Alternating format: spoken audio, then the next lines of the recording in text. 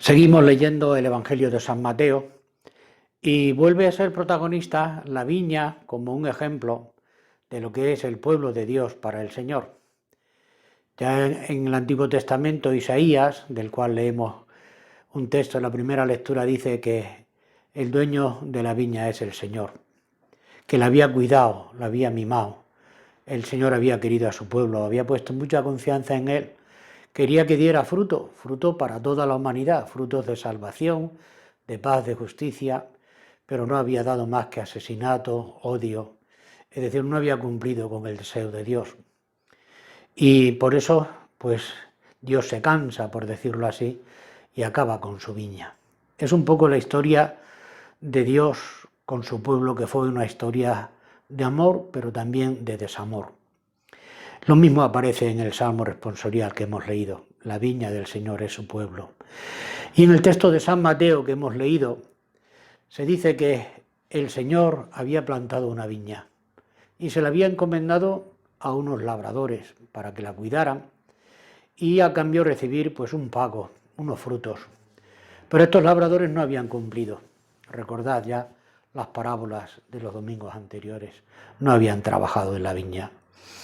Jesús vuelve a dirigirse a los ancianos del pueblo, a los sumos sacerdotes, y ellos, pues lógicamente, están ahí retratados, aunque al principio no se dieron cuenta.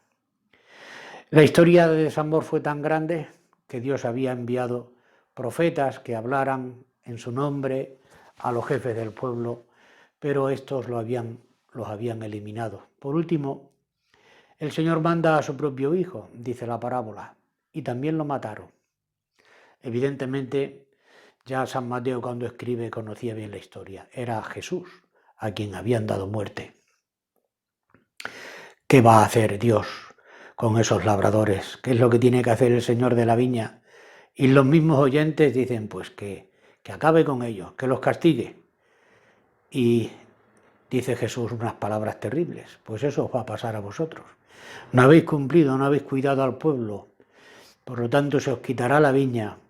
El reino de Dios, la gran empresa que tenía el pueblo de Israel, que era servir a la humanidad, dar fruto, hacer un mundo nuevo, se os va a quitar. A otros se les entregará el reino de Dios. Evidentemente los ancianos del pueblo, los jefes del pueblo, a partir de entonces empezaron a pensar cómo eliminar a Jesús. Pero esto que en el Evangelio y en el profeta Isaías se refiere al pueblo de Israel, también nos lo podemos nosotros aplicar. Hemos sido escogidos por Dios todos para hacer un pueblo nuevo, una humanidad nueva, para construir su reino. En definitiva, eso es la Iglesia, al servicio de un mundo nuevo, de una humanidad nueva, distinta, más justa, más pacífica. Y la pregunta que nos podemos hacer, ¿estamos dando fruto? Nosotros estamos cumpliendo, los cristianos, con lo que Dios nos pide. ¿Estamos siendo útiles para el proyecto de Dios? ¿O tiene que decir de nosotros como en la parábola de los labradores? Son inútiles, no dan fruto, no sirven para nada.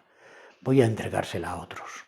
Nadie está seguro, porque Dios lo que quiere no es cristianos de boquilla, como veíamos el domingo pasado, sino que realmente nos entreguemos al servicio de la humanidad, al servicio del reino de Dios.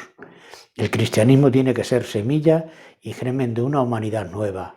Tenemos que ser creyentes, pero creyentes útiles para el mundo de hoy, en el sentido de que transformemos la realidad según el corazón de Dios.